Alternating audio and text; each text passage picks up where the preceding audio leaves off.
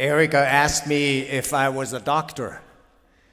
I am, but I did hesitate. I'm a doctor of the soul. I'm speaking as a pastor.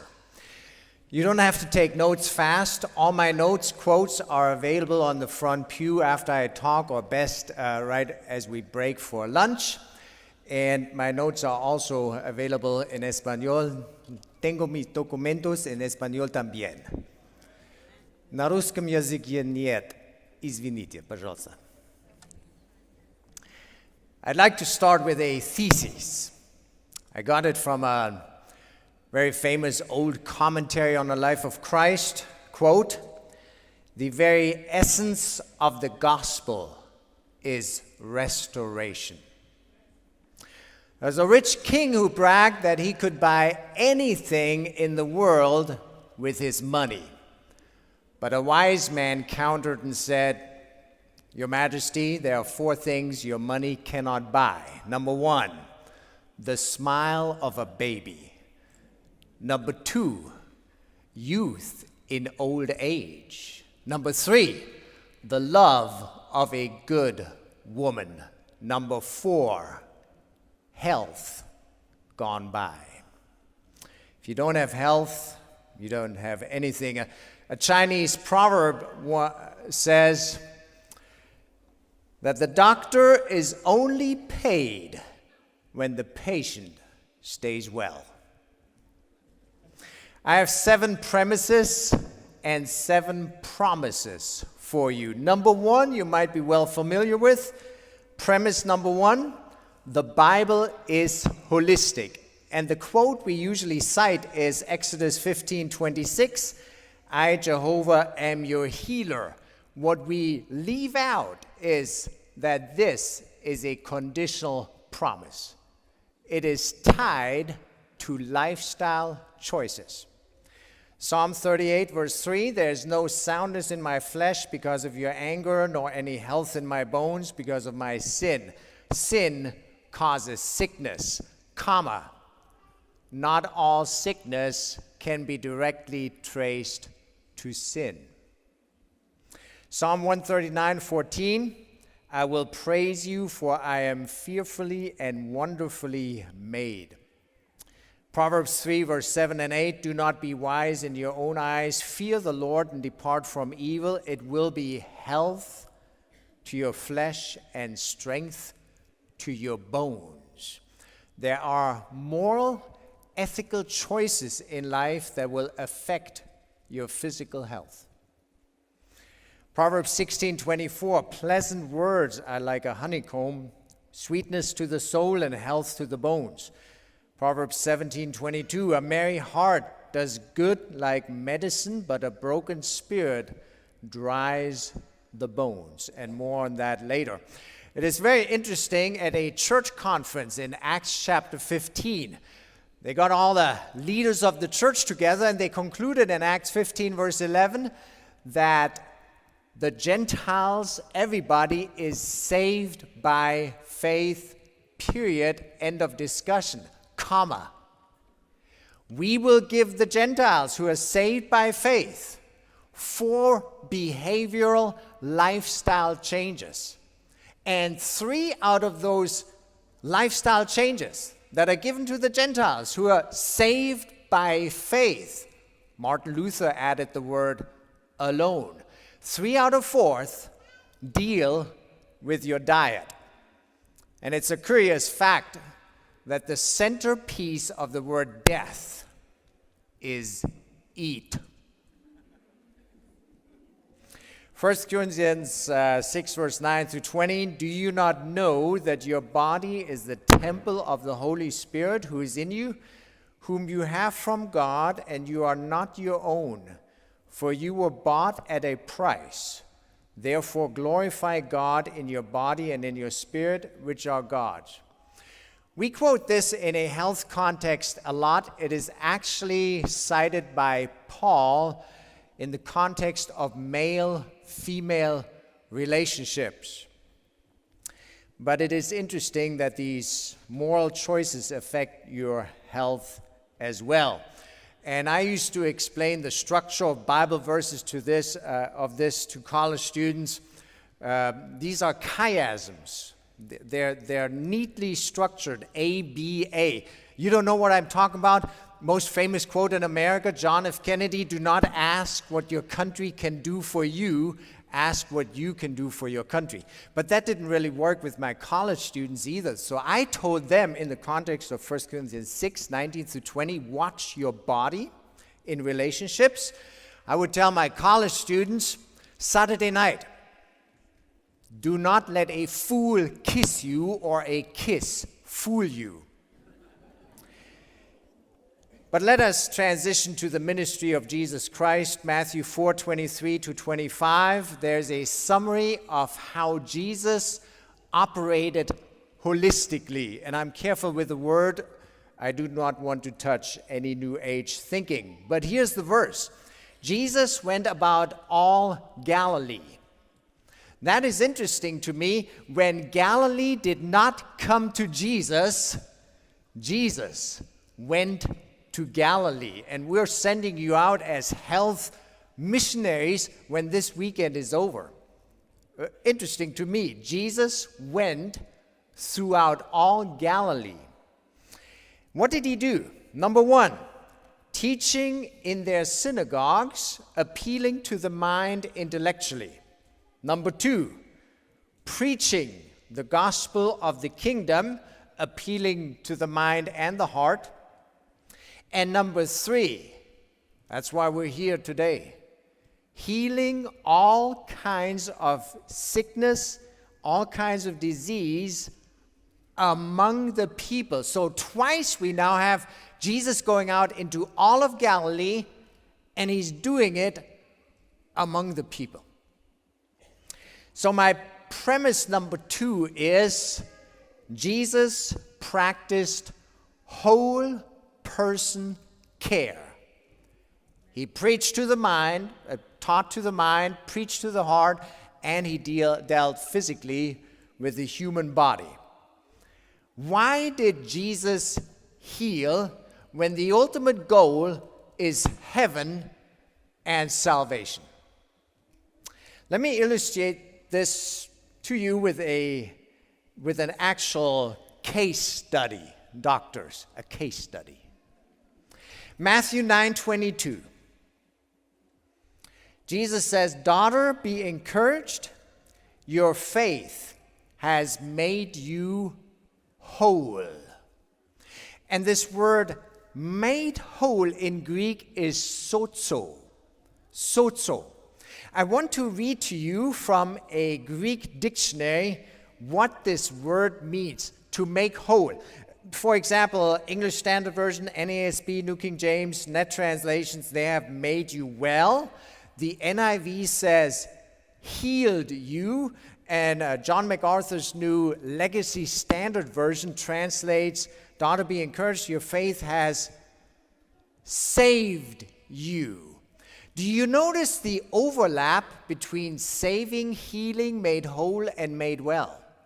Now let me read you the dictionary article here by Mounce Greek Dictionary. Your pastor learned Greek from William Mounce's textbook. He wrote a dictionary, and it says the following about made whole. To save, to rescue, to preserve safe and unharmed, to bring safely to cure, heal, restore to health, to save, preserve from being lost, to deliver from, set free, to rescue from unbelief, convert, to bring within the pale of saving privilege, to save from final ruin, to be brought within the pale of saving privilege, to be in the way of salvation, heal, rescue, save. Would you like this in your life? When Jesus healed, he healed the entire person, and the Hebrews had a word for that. You know it. Shalom. Shalom means peace, safety, prosperity, well-being, intactness, wholeness. Peace can have a focus of security, safety, which can bring feelings of satisfaction, well-being, and contentment. Kohlenberger, Mounce Hebrew Dictionary. my premise number 3. Number 1 was the Bible is holistic. Number 2, Jesus practiced whole person care. Number 3, listen to this. When Jesus heals, he also wants to save. What Jesus wanted to say with his healing is, if I can heal your body now on earth, I can also save you for eternity. That means the health message, what you're hearing this weekend, is not just so that you become healthier. The message is, we have a world to come that is 100% blue zone, cancer-free, no strokes, no heart attacks, no cancer, no cavities, no suicides, no suffering, pain, sickness whatsoever. That means when Jesus heals, he is also inviting the world into his eternal blue zone. How did Jesus heal? In Matthew 5 through 7, Jesus introduces the Sermon from the Mount. It is his manifesto, the theory of his kingdom. But Jesus practiced what he preached. And so in Matthew 8 comes the demonstration of the power behind the theory. And in the first healing miracle that Matthew introduces, Jesus heals a leper. If you're doctors, that might have been Hansen's disease. Big discussion, the semantic range of leprosy. But what is interesting, the lepers, they had to yell out, unclean, unclean. Don't touch me.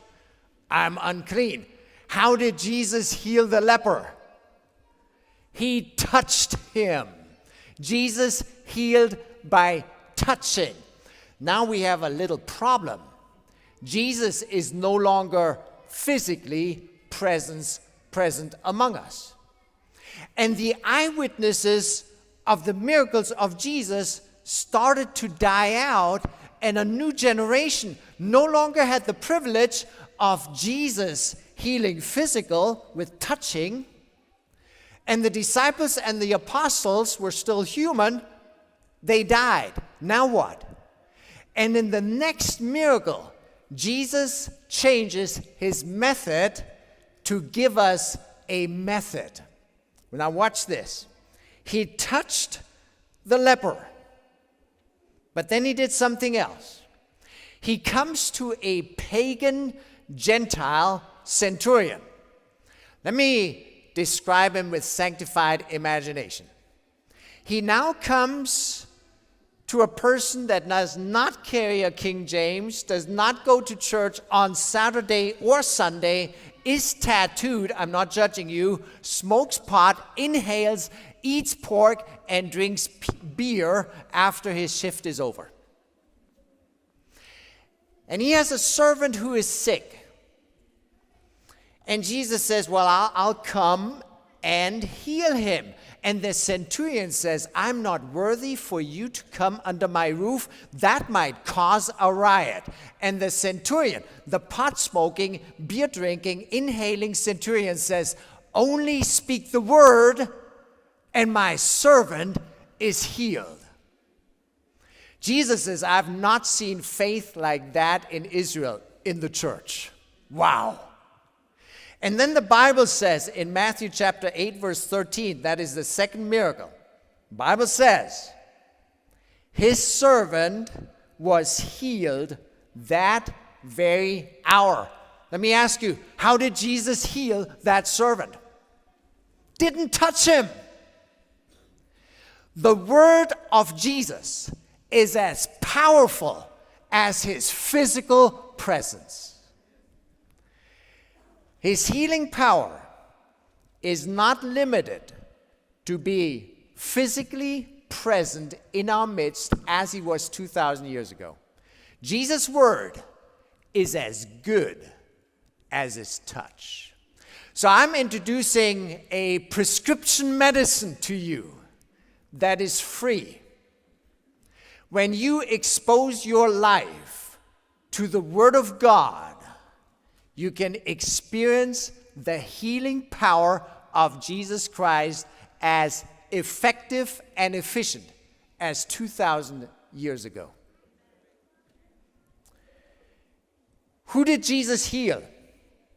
Another case study. Worst case scenario. In Mark chapter 5, verse 26, and I have something interesting for you doctors right now. Mark 5:26, the woman had suffered many things from many physicians. She had spent all she had and was no better, but rather grew worse. Now here's what's interesting in this. Luke, who was a physician, softened these statements and makes doctors look not as bad. He protects his own profession. By the way, Luke was a doctor. He uses medical terminology.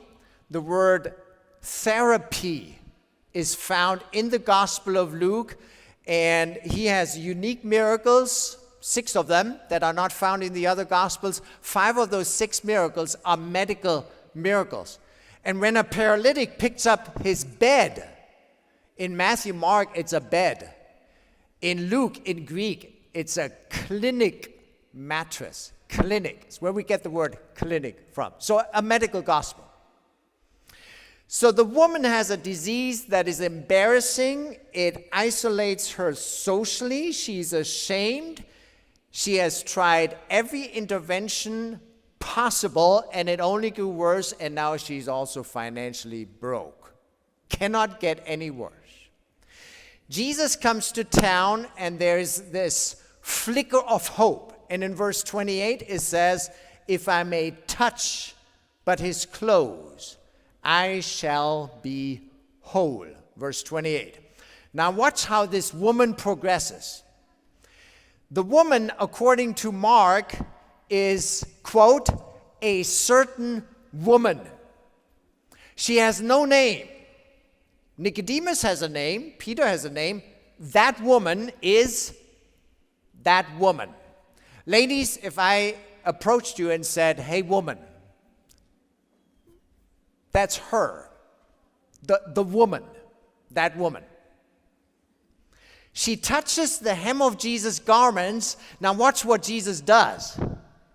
He says in the Gospel of Mark 5, verse 30, "Who touched you?"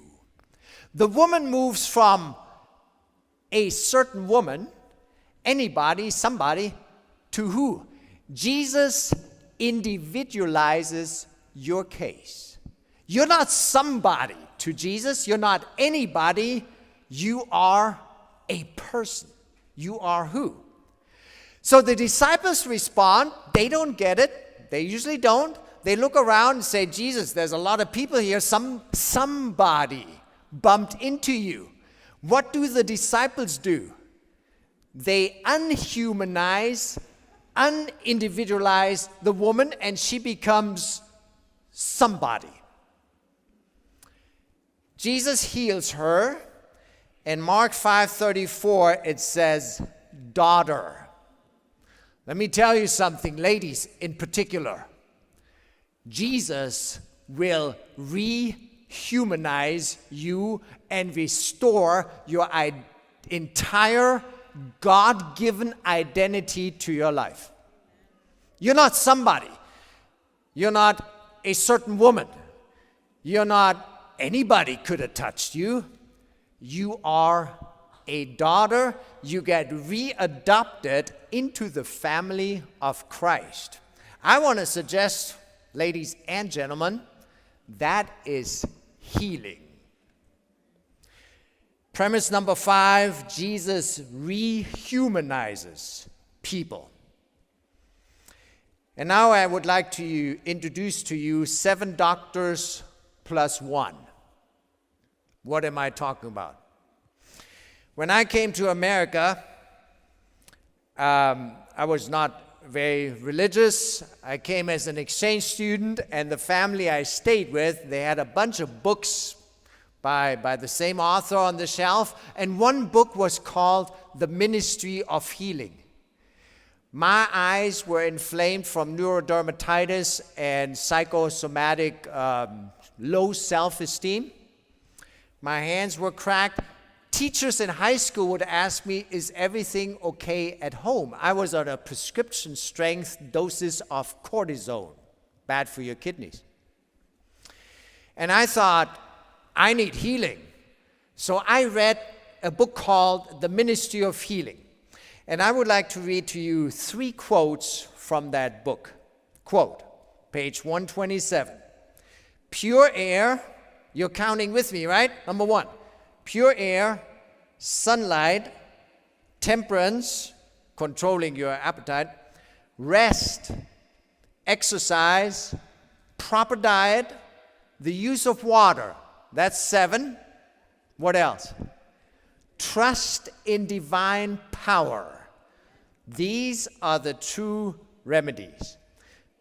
Quote number 2, same book, 251. Nothing tends more to promote health of body and of soul than does a spirit of gratitude and praise. It is a positive duty to resist melancholy, discontented thoughts and feelings as much as it is a duty to pray. If we are heaven-bound, how can we go as a band of mourners, groaning and complaining all along the way to our Father's house? And I'm preaching to myself because every now and then it feels really good to throw my own pity party. I can't order pizza anymore, thank you very much, but it feels good to feel sorry for yourself, doesn't it? I brought a solution for you. It's a little duck. I passed these out by the thousands as a hospice chaplain. The duck is different from a chicken. When it rains, and it rains on everybody at some point in their lives, okay? That's just the way life is. When it rains, the water gets into the chicken feathers, and then the whole day is ruined. But with the duck, it rolls off, and the duck swims on it. If you're having a bad day today, I brought about 100, 200 little ducks here in the front pew. Help yourself to a duck to remind you, don't be a chicken. Be a duck, let it roll off, and then swim on it. All right? Seriously, if you're having a really hard time in your life, I brought another document in English and in Espanol.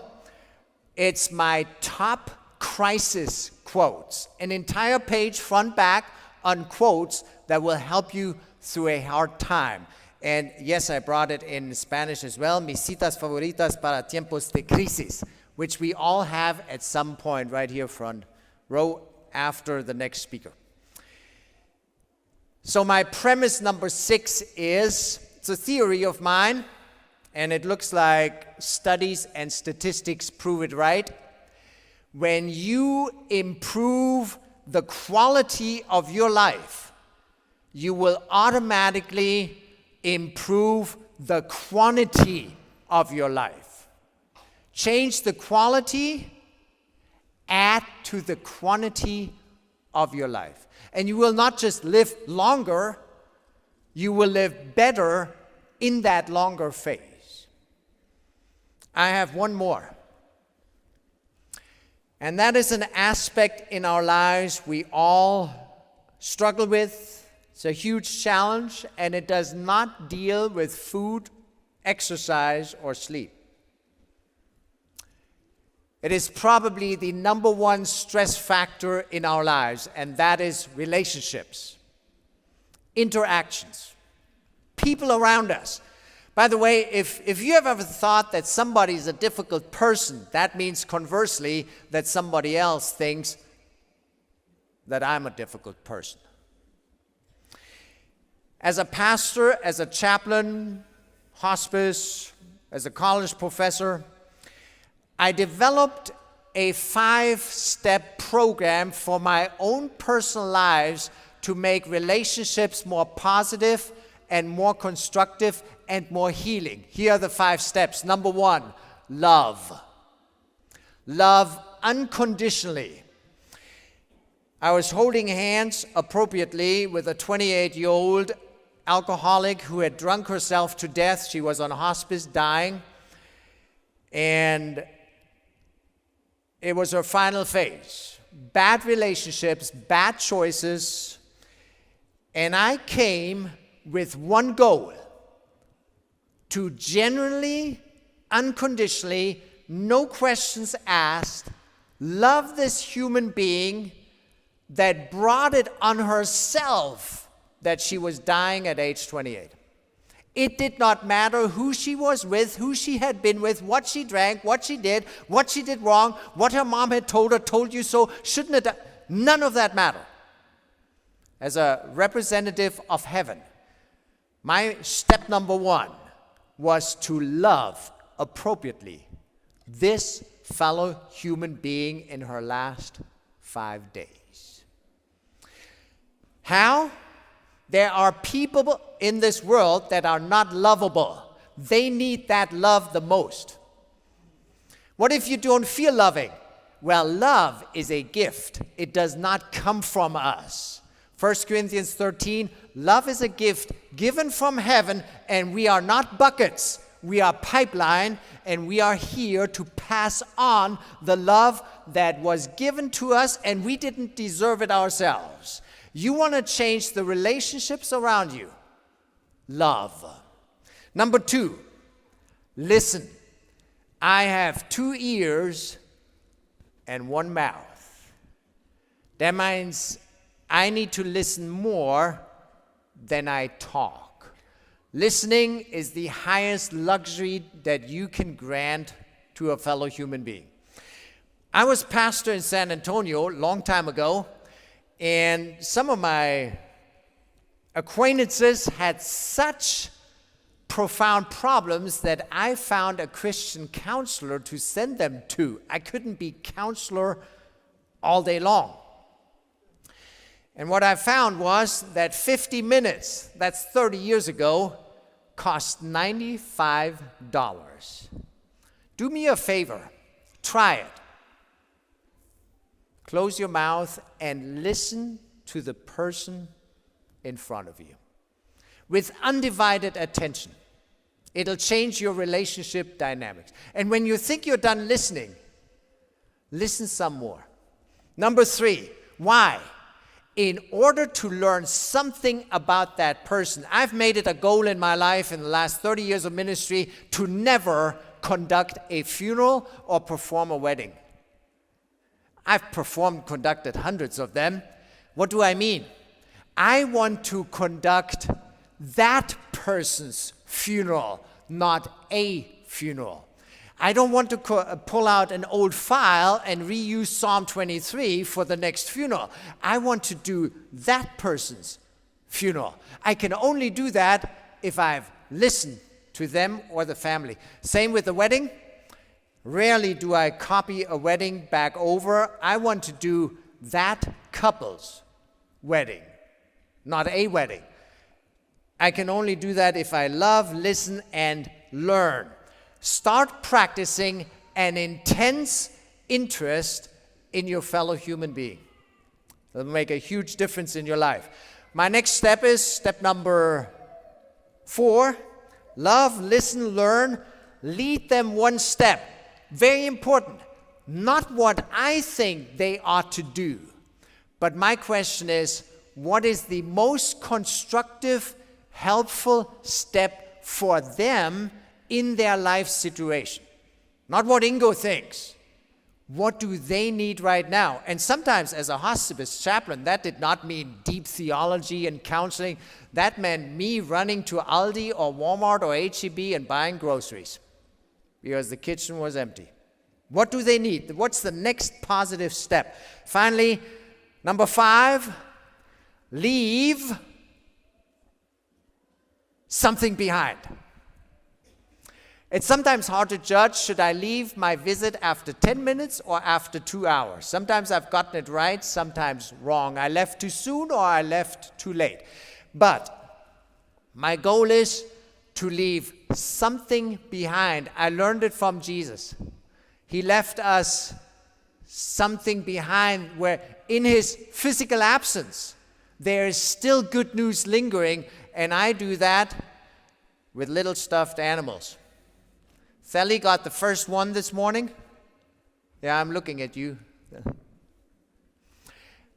After my visit is over, I'm leaving. I might not see you ever again on this planet Earth, but I'm leaving a picture behind, a Bible verse, a church bulletin, food, whatever you need, whatever might help you, and most often a little stuffed animal. If you would like to share some love, not here, you already loved here, okay?